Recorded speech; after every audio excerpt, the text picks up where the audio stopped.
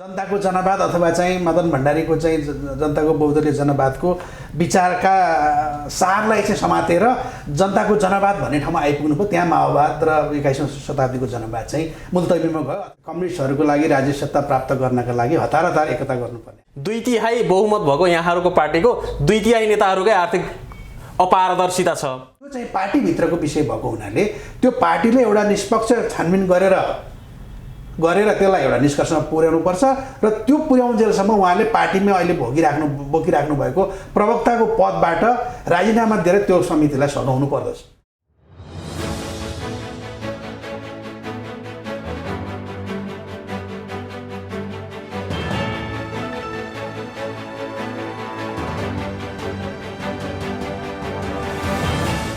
नमस्कार, कार्यक्रम the political पोइन्टमा यहाँहरूलाई स्वागत छ। पोलिटिकल पोइन्टको आजको अङ्कमा कुराकानीको लागि हामीसँग सत्तारूढ नेपाल कम्युनिस्ट पार्टी नेकपाका युवा नेता निर्मल भट्टराई हुनुहुन्छ। समसामयिक राजनैतिक विषयवस्तुमा केन्द्रित रहेर आजको छलफललाई अगाडि बढाउनेछौँ। सर्वप्रथम यहाँलाई स्वागत छ। धन्यवाद छ। अब सत्तारूढ नेकपाभित्र यति बेला विवादका श्रृङ्खलाहरू एकपछि अर्को रूपमा आइराखेका छन्। विवाद समाधान हुने भन्दा पनि यो अझै जेलिँदै गएको छ। सचिवालयबाट त्यो विवाद स्थायी कमिटीसम्म आइपुगेको छ। अब यो विवादको निराकरण चाहिँ कसरी हुन्छ? अब विवाद चाहिँ एकता प्रक्रिया सुरु हुँदादेखि नै विवादहरू थिए। ती विवादहरू सुसुप्त अवस्थामा थिए। विश्वासको सङ्कट थियो, तर चाहिँ परिस्थितिले चाहिँ कम्युनिस्टहरूको लागि राज्य सत्ता प्राप्त गर्नका लागि हतार एकता गर्नुपर्ने आवश्यकता थियो। वैचारिक हिसाबले माजिने पाउन सक्ने स्थिति थिएन। विचारको आधारमा एकता भएको हुन सकेको थिएन। त्यस कारणले गर्दाखेरि चाहिँ धेरै कुराहरू चाहिँ गुम्सिँदै बस्दै आएका थिए। एक अर्कामा चाहिँ हिजो चाहिँ के भने दुश्मनीपूर्ण सम्बन्ध पनि थियो। तत्कालीन नेकपा एमाले र तत्कालीन माओवादी केन्द्रका बिचमा चाहिँ दुश्मनीपूर्ण एक सम्बन्ध भएर हामी गुज्रेर आएका थियौँ र त्यसलाई एकदम मित्रतापूर्ण बनाउनका लागि निकै लामो समय लाग्दथ्यो। सङ्क्रमणकाल लामो समय लाग्दथ्यो। त्यो सङ्क्रमणकाल पुरा नगरिकन हामी के गर्यौँ भने एकतामा आयौँ र धेरै गुम्सेका कुराहरू थिए र ती गुम्सेका कुराहरू अहिले पछिल्लो चरणमा आएर मलाई के लागेको छ भने प्रचण्डको प्रस्तावको रूपमा एउटा आयो गुम्सेको चिज र अर्का अध्यक्ष प्रधानमन्त्री केपी शर्मा ओलीको चाहिँ प्रत्युत्तरमा अर्को गुम्सेको चिज बाहिर आयो। दुईटै गुम्सेका चिजहरू अहिले बाहिर आएका छन्। अब ती गुम्सेका चिजहरूलाई व्यवस्थापन राम्रो गर्न सकियो भनेदेखि चाहिँ अब पार्टीको एकता वैचारिक हिसाबले पनि अन्तर्घुलनको हिसाबले पनि अब चाहिँ एकताले चाहिँ एउटा उन्नत रूप लिन्छ कि जस्तो मलाई लाग्दछ। त्यस कारणले गर्दाखेरि विवादका मुख्य जड नै वैचारिक थियो भन्ने कुरामा म चाहिँ के भने प्रष्ट छु। किनभने मैले तत्कालीन माओवादीको अध्यक्ष प्रचण्डलाई पनि मैले एउटा दस्तावेज प्रस्तुत गरेको थिएँ। अब चुनावमा आएपछि माओवाद छोड्नुपर्छ भनेर 70 सालमा मैले दस्तावेज पेश गरेको थिएँ र त्यति बेला उहाँ माओवाद छोड्न हुँदैन, यो हाम्रो चाहिँ एकदम बटम लाइन हो, यो चाहिँ रगतै हो हाम्रो भनेर उहाँले भन्नुभएको थियो। तर पछि चाहिँ 74मा आइपुग्दाखेरि त त्यो कुरा उहाँले पनि छोड्नुभयो र जनताको जनवाद अथवा चाहिँ मदन भण्डारीको चाहिँ जनताको बहुदलीय जनवादको विचारका सारलाई चाहिँ समातेर जनताको जनवाद भन्ने ठाउँमा आइपुग्नु भयो। त्यहाँ माओवाद र 21औं शताब्दीको जनवाद चाहिँ मुल्तवीमा गयो अथवा छोडेको अवस्था भयो। त्यस कारणले गर्दाखेरि विचारको सङ्क्रमणको समस्या हो। अब यहाँले दुवै अध्यक्षले स्थायी कमिटीमा पेश गर्नुभएको प्रतिवेदनहरूलाई हेर्ने हो भने अब प्रधानमन्त्री ओलीले आरोप पत्र भन्नुभएको छ र त्यसको खण्डन पत्र भन्नुभएको छ। अब त्यो पहिलो कुरा त त्यो प्रस्ताव नै गलत तरिकाबाट आएको छ भन्ने छ। यहाँहरूको विधान अनुसार पनि दुवै अध्यक्षको सहमतिमा महासचिवले प्रस्तावहरू पेश गर्ने परिपाटी हो। अब त्यो चाहिँ भएन।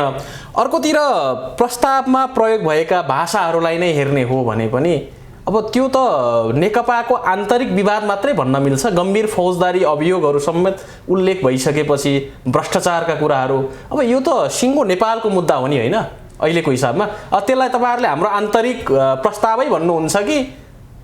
अब भाषा शैली हेर्दाखेरि कम्युनिस्ट परम्परा 200 वर्ष लगभग 200 वर्षको इतिहासको कम्युनिस्ट आन्दोलन छ संसारमा। त्योलाई हेर्दाखेरि यी दुईटा प्रस्तावहरू अत्यन्त नयाँ खालका छन्। नयाँ खालका भन्दाखेरि एउटा मापदण्डको सीमा नागेका लक्ष्मण रेखा नायका प्रस्तावहरू छन्। एकले अर्कोलाई आरोप लगाएका प्रस्तावहरू छन्। हुन त पुष्पलाललाई पनि गद्दार भन्यो, कसलाई के भन्यो, अवसरवादी भन्यो, राजनीतिक कुराहरू धेरै भनिए। तर फौजदारी हिसाबले नै चाहिँ मतलब आरोप प्रत्यारोप गर्ने कुरा चाहिँ कम्युनिस्ट आन्दोलन नेपालको कम्तीमा नेपालको कम्युनिस्ट आन्दोलनमा भएको थिएन, यो अहिले भएको छ। जस्तै प्रचण्डले अब प्रधानमन्त्रीलाई भ्रष्टाचारको आरोप लाउनु भयो, अब प्रधानमन्त्रीले पनि प्रचण्डलाई अब 5000 मान्छे मारेको सार्वजनिक अभिव्यक्ति दिने कुरा चाहिँ के हो भनेर एक किसिमले सङ्क्रमणकालीन न्यायको मुद्दालाई सङ्केत गर्नुभयो होइन प्रधानमन्त्रीले पनि। अब एक अर्काको आरोपलाई एउटा कुरा होला, यो त नेपालको सत्ताको नेतृत्व गरिरहेको झन्डै 2/3 बहुमतसहित सत्ताको नेतृत्व गरिरहेको पार्टीका दुवै अध्यक्षले एउटा पार्टीको कमिटीमा पेश गर्नुभएको प्रस्ताव भए पनि यसमा त अब राज्यका अन्य कानुनहरू आकर्षित हुने खालका प्रस्तावहरूमा चाहिँ के हुन्छ? अब यसमा के छ भने दुईटा अध्यक्षले अहिले जुन आरोप पत्रको कुरा गर्नुभयो त्यसपछि त्यसलाई प्रत्युत्तर दिँदाखेरि चाहिँ प्रधानमन्त्रीले जे भन्नुभयो ती आफ्ना आफ्ना हतियारको प्रयोग गरेको, पार्टीभित्र हतियारको प्रयोग गरेको र त्यो हतियार अब बाहिर पुगिसकेको स्थिति छ। त्यो हतियारलाई भोलि भनौँ प्रतिपक्षले अथवा चाहिँ नेकपा विरोधी दक्षिणपन्थी प्रतिक्रियावादी शक्ति हामी जे भन्छौँ ती शक्तिहरूले त्यही हतियार हाम्रा नेताहरूलाई प्रयोग गर्ने र सिङ्गो नेकपालाई प्रयोग गर्ने अवस्था आयो भने के गर्ने? अब दुईटा मिलेर त्यसको प्रतिवाद गर्ने कि नगर्ने? भोलि संसदमा मान्नुहोस् प्रचण्डले केपी ओलीलाई लगाएको आरोपको सही जवाफ नदिएसम्म हामी संसद चल्न दिँदैनौँ भनेर चाहिँ प्रतिपक्षले भोलि संसद अवरुद्ध गर्यो भने प्रचण्ड रोस्टरमा उभिएर के भन्नु होला? यो मैले भावावेशमा ल्याएको थिएँ तर यी कुराहरू होइनन्, सरकार यस्तो भ्रष्टाचारमा त गइहालेको छैन भनेर उहाँले भन्नुहुन्छ कि अथवा नेपाली काङ्ग्रेसतिर लागेर अथवा प्रतिपक्षतिर लागेको त हो प्रधानमन्त्रीले जति सबै गराए भ्रष्टाचार गर्नुभयो भनेर पार्टी अध्यक्षले अथवा चाहिँ अहिले त्यो 5 जना नेता जो भन्नुभयो भनिएको छ ती नेताहरू संसदमा बोल्नु होला। यो त अहिले पार्टीभित्र चाहिँ त्यो बाहिर गइसकेपछि त्यसको प्रतिवाद खण्डन चाहिँ पार्टीका नेताले कसरी गर्नु होला यो चाहिँ हामीले केही समय पर्खिनुपर्छ। तर मेरो विचारमा के लाग्छ भने उहाँहरूले त्यो पार्टीभित्रको समस्यालाई म्यानेज गरेर बाहिर जाँदाखेरि चाहिँ एकीकृत भएर प्रतिरक्षात्मक हिसाबले नै बाहिर जानुपर्दछ, भाँड भैलो लिएर बाहिर जानु हुँदैन, संसदमा जानु हुँदैन र सडकमा जानु हुँदैन भन्ने लाग्दछ मलाई। अब अर्कोतिर चाहिँ नेकपा नेताहरूको जीवनशैलीलाई लिएर अथवा आर्थिक अनुशासनलाई लिएर पनि एकवटा फन्डाहरू सार्वजनिक भइराख्छन्। अब त्यो निश्चित निष्कर्षमा पुग्दैन। जस्तै अहिले यहाँहरूको पार्टी प्रवक्ता नारायण काजी श्रेष्ठको विषयलाई लिएर एउटा अडियो र भिडियो सार्वजनिक सञ्चार माध्यममा निकै चर्चामा रह्यो। त्यसमा चित्तबुद्ध स्पष्टीकरण अब पार्टीले पनि दिए जस्तो लाग्दैन, यो एउटा नितान्त व्यक्तिगत कुरा हो भनेर भनिरहँदा पनि एउटा जिम्मेवार पार्टीको प्रवक्ता जस्तो पदमा आसीन व्यक्तिले यो व्यक्तिगत कुरा हो यसलाई यतिकै सल्टाइदिउँ भनेर भन्न मिल्छ? यहाँहरूले पार्टी कमिटीमा आवाज उठाउनुहुन्न यो विषयमा? होइन, हामी पार्टी कमिटीमा त्यो कुराहरू उठाउँछौँ। निसन्देह नारायण काजी श्रेष्ठ र चाहिँ दिवंगत कमान सिंह लामाको बिचमा जे डिबेट भएको सुनियो त्यसको आधारमा हामी के बुझ्न सक्दछौँ भनेदेखि त्यहाँ ठुलै आर्थिक लेनदेनको बिचमा झगडा भएको देखिन्छ। त्यसमा चाहिँ नारायण काजी श्रेष्ठ जो हाम्रो प्रवक्ता हुनुहुन्छ, आदरणीय नेता हुनुहुन्छ, उहाँको आफ्नो पनि त्यसमा पैसा र लगानी भएको जस्तो देखिन्छ अथवा देश र दुनियाँले त्यो कुरा महसुस गर्नुहुन्छ। अर्कोतिर नारायण काजी श्रेष्ठ स्वयं राष्ट्रिय सभाको सदस्य भइसकेपछि म यो चाहिँ राज्यले दिएको सुविधा खान्न म लिन्न भनेर भन्नुहुन्छ। यसको अर्थ के भने उहाँलाई पर्याप्त पैसा पुगिराखेको छ भन्ने देखिन्छ। उहाँको देखिने आम्दानी त केही छैन। अब उहाँको पैतृक सम्पत्तिले कति दिन पुग्छ? पैतृक सम्पत्तिले उहाँको पुग्ने अवस्था छैन। उहाँको चाहिँ अहिले जे स्ट्यान्डर्डमा बस्नु भएको छ, म पनि उहाँको घरमा पुगेको छु, जे स्ट्यान्डर्डमा बस्नु भएको छ त्यसको लागि चाहिँ महिनाको चाहिँ 5-6 लाख पैसा चाहिने जस्तो देखिन्छ। र त्यो 5-6 लाख पैसा आउँछ कहाँबाट? त्यो त जनताले थाहा पाउनु पऱ्यो नि त, कार्यकर्ताले थाहा पाउनु पऱ्यो नि त। नारायण काजी श्रेष्ठ यो काम गर्नुहुन्छ अथवा हाइड्रोमा लगानी गर्नु होला अथवा चाहिँ उद्योग व्यवसाय गर्नु होला अथवा कहीँ सेयर हाल्या होला, त्यो कुरा चाहिँ जनताले थाहा पाउनुपर्छ। जनताले थाहा नपाइकन चाहिँ भित्र चाहिँ आर्थिक क्रियाकलाप ठुल्ठुलो गर्ने, बाहिर चाहिँ म चाहिँ केही पनि खान्न, म त एकदम इमान्दार एकदम दुधले धोएको छु जस्तो गरेर नेताहरूले भन्न मिल्दैन। त्यो कसैले पनि भन्न मिल्दैन। यदि यो देशलाई भ्रष्टाचारबाट मुक्त गर्ने हो, देशलाई निष्कल एकदम सफा बनाउने हो, राजनीतिलाई सफा बनाउने हो, सत्तारूढ पार्टीलाई सफा बनाउने हो भनेदेखि हरेक नेताले आफ्नो आर्थिक क्रियाकलापलाई पारदर्शी बनाउनै पर्दछ। जुन कुरा अहिले हामीलाई चाहिँ के भने खड्किराखेको छ कि नेताहरूको यो त एउटा हाइपोथेटिकल कुरा हो तपाईँले गर्नुभएको। सार्वजनिक भएका विषयमा त हाम्रा नेताजीहरूले चित्त बुझ्दो जवाफ जनतालाई दिन सक्नुहुन्न। अब तपसिलका कुरामा त नजाउँ, जीवनशैली नै हेर्ने हो भने 2/3 बहुमत भएको यहाँहरूको पार्टीको 2/3 नेताहरूकै आर्थिक अपारदर्शिता छ खोज्दै जाने हो भने। तर अब जे कुराहरू बाहिर आउँछन्, जस्तै पहिला सिटिङ मिनिस्टरलाई पनि यो आरोप लाग्यो, उहाँले पदबाट राजीनामा दिनुभयो, छानबिनको एउटा क्रममा सहयोग गर्नुभयो। अब प्रवक्ता पदबाट कमरेड नारायण काजी श्रेष्ठले राजीनामा दिनुपर्छ भनेर पनि एउटा समूहले स्वतन्त्र रूपबाट होस् अथवा प्रायोजित रूपबाट, अब यहाँहरूले त प्रायोजित भन्नु नै हुन्छ होला, फेरि त्यो आवाज उठिराखेको छ। यस्ता कुराहरूलाई न्यायिक निरूपण अथवा पार्टीभित्रकै कमिटीले छानबिन गर्ने हो कि अथवा न्यायिक निरूपण गर्ने हो भनेर वैधानिक रूपबाट अध्ययन अनुसन्धान गर्ने र अभियोजन गर्ने दोषी हो भने, दोषी देखियो भने, अथवा त्यस्तो होइन भने त्यसलाई वैधानिक तरिकाबाट सफाई दिने प्रक्रियाको थालनी भएन भन्ने चाहिँ चिन्ता हो नि, होइन? होइन, यसमा के भने हिजो गोकुल बास्कोटाले एउटा सानो अडिएको कारणमा उहाँलाई कसैले 70 करोड आउँछ हामीलाई भन्यो, उहाँले 70 करोड भनेर प्रश्न गर्नुभयो। त्यही प्रश्न, त्यति नै प्रश्नको आधारमा उहाँले चाहिँ राजीनामा दिनुभयो। अब 70 करोड खाएको हो कि होइन भने त्यो अडियोले कुनै प्रमाणित गर्दैन। अहिलेसम्म कुनै त्यस्ता निकायहरूले, पार्टीभित्रको निकायले अथवा चाहिँ राजकीय निकायहरूले कुनै त्यो प्रमाणित गरेका छैनन् गोकुल बास्कोटाको हकमा। तर उहाँले प्रश्न उठ्ने बित्तिकै राजीनामा दिएर अनुसन्धानमा सहयोग गर्छु भन्नुभयो। प्रधानमन्त्रीले पनि तपाईँले राजीनामा दिनुहोस्, यो चाहिँ के भने छानबिनको विषय हो भन्नुभयो। त्यति बेला त्यो भनेरै बालोटार बोलाएरै प्रधानमन्त्रीले भनेर राजीनामा दिनुभयो। अब नारायण काजी श्रेष्ठको अडियो प्रकरण चाहिँ फेरि के भने राजकीय पदको दुरुपयोग गरेको बेलामा, राजकीय पदमा भएको बेलामा गरेको चिज होइन। आर्थिक क्रियाकलापसँग चाहिँ उहाँको चाहिँ संलग्नता के हो भन्ने प्रश्न हो। उहाँको आफ्नो देशमा संलग्नता छ कि छैन, करोडौँको कुरा चलिरहेछ त्यहाँ। आफ्ना मान्छेहरूको चाहिँ सेयरको कुराको बारेमा उहाँले गरिराख्नु भएको छ। लेनदेनको कुरा चाहिँ अर्को नेतासँग उहाँले चाहिँ झगडा गर्ने शैलीमा गरिराख्नु भएको छ। त्यस कारण त्यो चाहिँ पार्टीभित्रको विषय भएको हुनाले त्यो पार्टीले एउटा निष्पक्ष छानबिन गरेर त्यसलाई एउटा निष्कर्षमा पुर्याउनुपर्छ र त्यो पुर्याउन्जेलसम्म उहाँले पार्टीमा अहिले बोकिराख्नु भएको प्रवक्ताको पदबाट राजीनामा दिएर त्यो समितिलाई सघाउनु पर्दछ। मेरो तपाईँले चाहिँ आशय बुझ्न चाहनुहुन्छ भने उहाँले पार्टीको एउटा शक्तिशाली छानबिन समितिले छानबिन गरिरहेको बखत उहाँले पार्टीको पदबाट चाहिँ राजीनामा दिनुपर्छ।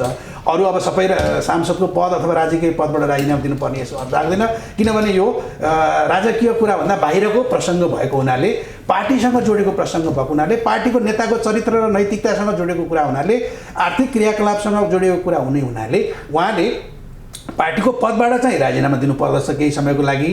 र छानबिन सकिएपछि उहाँ निर्दोष हुनुभयो भने त्यही पद अथवा त्योभन्दा ठुलो पद उहाँले प्राप्त गर्न सक्नुहुन्छ।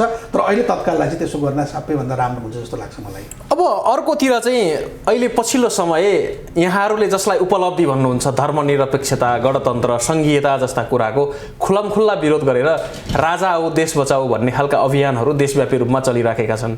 अब यसलाई एउटा त नेगेटिभ कोणबाट पनि हेर्न सकिएला, अर्कोतिर चाहिँ यहाँहरूले गणतन्त्रलाई सही तरिकाले चलाउन नसक्नु भएको कारणले गर्दा आज त्यो परिस्थिति उत्पन्न हुन लाग्यो अथवा मान्छे आम नागरिकलाई गणतन्त्रप्रति अनास्था हुन लागेको हो कि भन्ने सङ्केतका रूपमा चाहिँ बुझ्न सकिन्छ कि सकिन्न?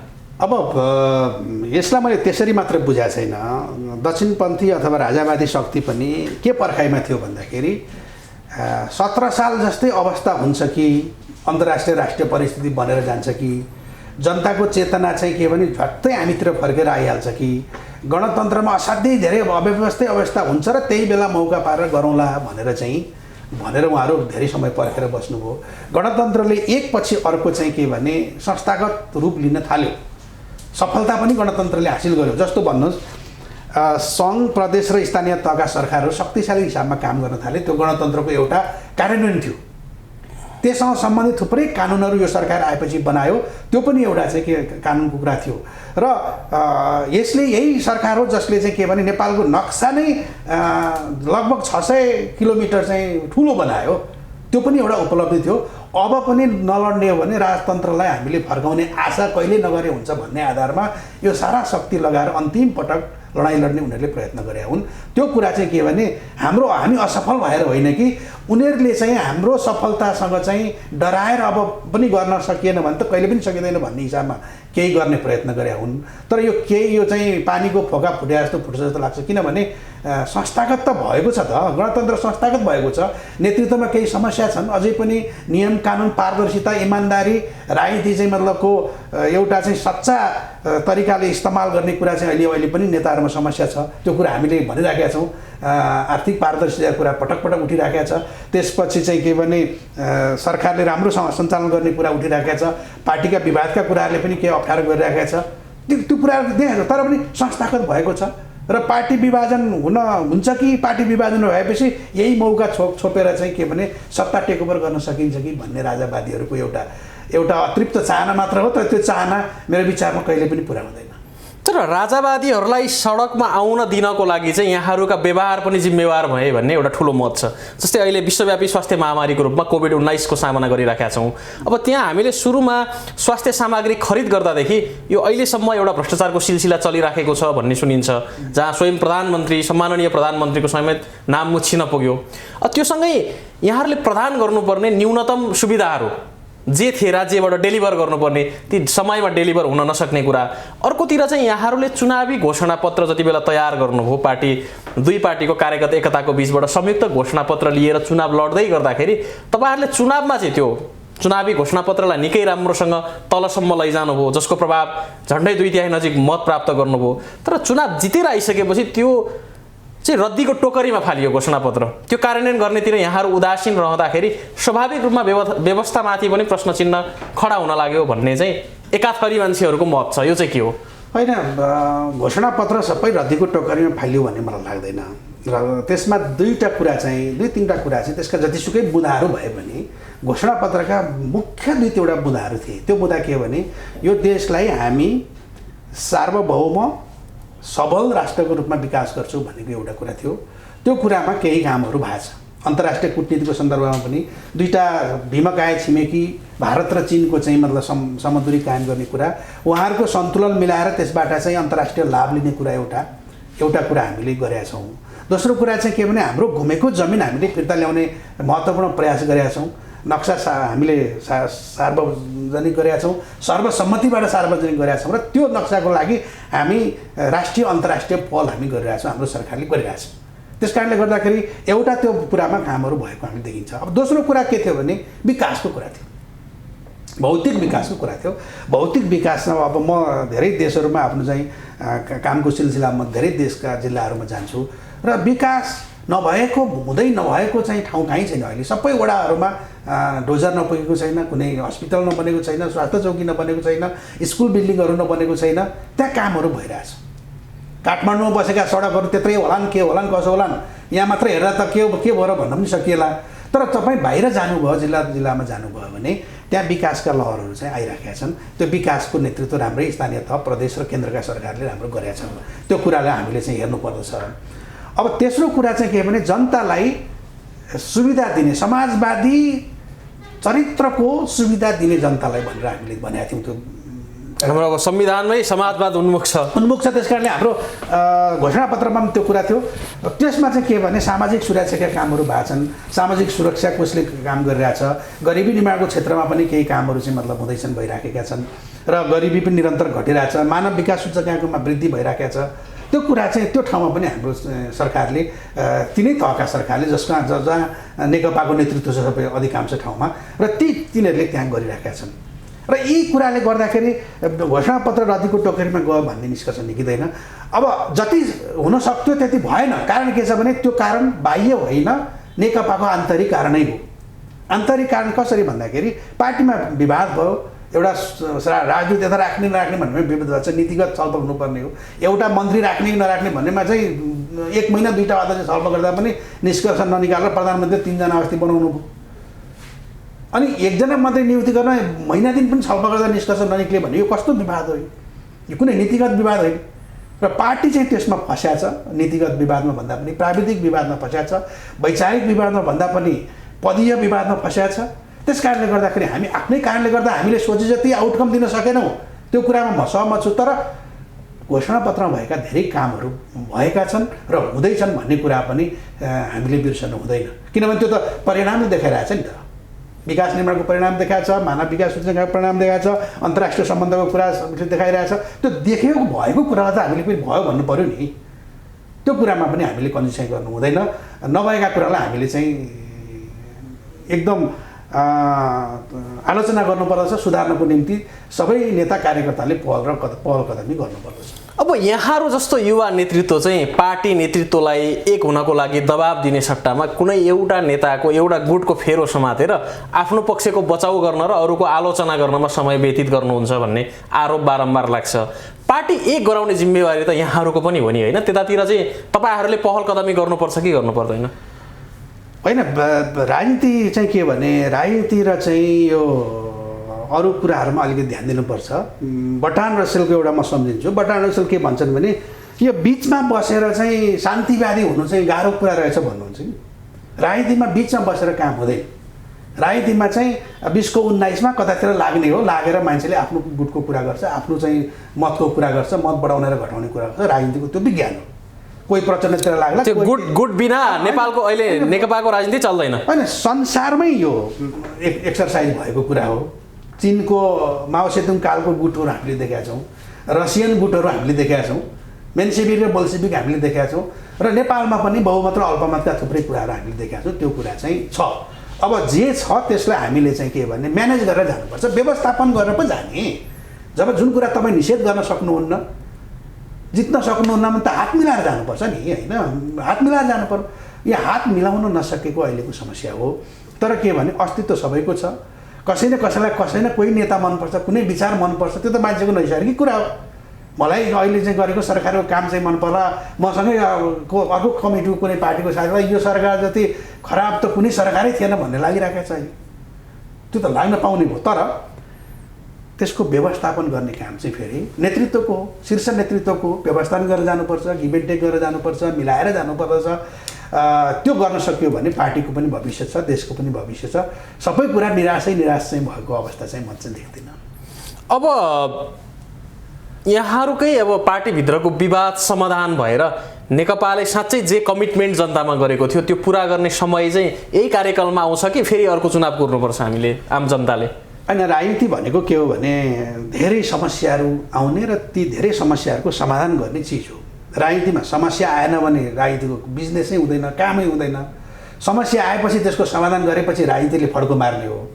अहिलेका समस्याहरू समाधान गरेपछि अर्को ठाउँमा पुगिन्छ, अर्को पोइन्टमा पुगिन्छ। त्यो पोइन्टमा फेरि त्यही खालका त्यही उचाइका समस्याहरू हुन्छन्। त्यो त्यति बेलाका समस्या समाधान गर्नका लागि हामी फेरि जाने हो। त्यस कारणले गर्दाखेरि अहिलेका कुरा सबै थाँतिरहेका कुराहरू पनि अर्को पटक पनि गर्नुपर्ने हुनसक्दछ। भनेको कुरा सबै कुरा चाहिँ पुरा नहुन पनि सक्दछ। तर के भने भएका उपलब्धिहरूलाई संस्थागत गरेर जाने, देशको निम्ति, राज्यको निम्ति, पार्टीको निम्ति प्राप्त उपलब्धिलाई संस्थागत गरेर थप उपलब्धिको निम्ति लड्ने हो, जाने हो। त्यो हामीले हाम्रो पार्टीले मात्रै होइन, देश दुनियाँका संसारका सबै पार्टीले गर्ने, सबै पार्टीका सबै नेताहरूले गर्ने नै त्यही हो। उपलब्धिको निम्ति लाग्ने, प्राप्तलाई संस्थागत गर्ने, नपुगेकोलाई, पाउन नसकेकोलाई फेरि प्राप्त गर्नको लागि सङ्घर्ष गर्ने। हामीले गर्ने त्यही नै हो। त्यसको लागि इमान्दारी चाहिन्छ, नैतिकता चाहिन्छ, पारदर्शिता चाहिन्छ। राज्य सञ्चालनमा चाहिँ के भने इमान्दारी सबभन्दा महत्त्वपूर्ण कुरा हो। देशको कुरा चाहिँ म एक कुरा पनि गैर कानुनी तरिकाले म खान्न भन्ने कुरा कमिटमेन्ट यो तल एउटा वडा सदस्यदेखि प्रधानमन्त्रीसम्म हुनु पऱ्यो। पहिले पारदर्शिता त्यहाँ हुनु पऱ्यो। अब यही मौका हो, कमाइहालौँ, खाइहालौँ, गरिहालौँ भनेर चाहिँ आफ्ना वरिपरिका मान्छेलाई चाहिँ मतलब सबै गरिदिइहालौँ भन्ने हिसाबले सोच्न थाल्यो भने चाहिँ त्यो चाहिँ त्यसले चाहिँ सबै जहाजै डुब्छ, पार्टी डुब्छ, देश डुब्छ। भ्रष्टाचारले देश डुब्छ, काम गर्न नसकेपछि पार्टी डुब्छ र समाजवादको हाम्रो यात्रा चाहिँ भत्ताभङ्ग हुन्छ। त्यस कारणले तलदेखि माथिसम्मका मान्छे इमान्दार हुनु पऱ्यो, नैतिकवान हुनु पऱ्यो। र नैतिकता इमान्दार भनेको व्यक्तिगत कुरा हो। तपाईँ म दुईजना मिलेर इमान्दार हुँ भनेर मैले भन्न सक्दिनँ। मेरो इमान्दारीको जिम्मा म लिन्छु। त्यसै तपाईँको इमान्दारीको तपाईँले जिम्मा लिनुभयो भने यो समाज राम्रो हुन्छ भन्ने लाग्छ मलाई। हामी कुराकानीको अन्त्यमा पनि छौँ। जाँदा जाँदै हाम्रो कार्यक्रम हेरेर बसिरहनु भएका दर्शकहरूलाई, आम पार्टीका शुभेच्छुकहरूलाई के भन्न चाहनुहुन्छ? अब पार्टी एकदम सुन्दर अवसरमा पनि छ पार्टी, र पार्टी असाध्यै ठुलो चुनौतीमा पनि छ। र चुनौतीको समाधान गरेपछि नै हामीले थप अवसर र चाहिँ थप सम्भावनाहरू हामीले प्राप्त गर्न सक्दछौँ।